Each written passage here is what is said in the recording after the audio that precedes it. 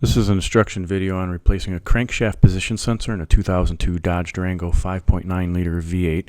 The issue I was having was that it was stalling, not starting, and the odometer was showing a no bus issue.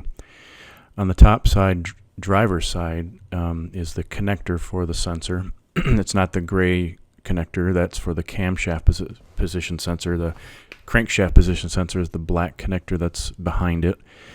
And the sensor itself is actually on the passenger side on the union of the transmission bell housing and the engine, and you need to access it from behind the engine back down by the firewall.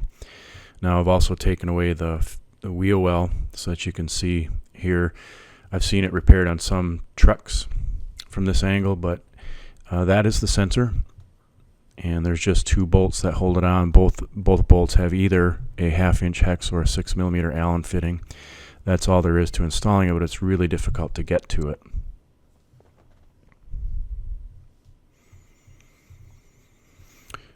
Just to make room, I've taken off the air filters, and I've also removed the anchor bolt for the transmission dipstick, and then held back some of the wires and cabling with a simple small bungee cord.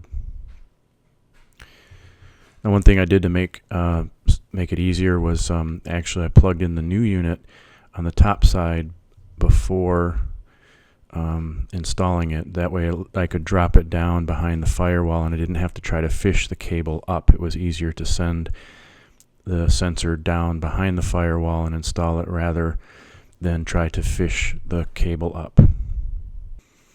And once again, this is a fairly simple to understand installation, but difficult to access. So be patient, and I hope your repair goes well.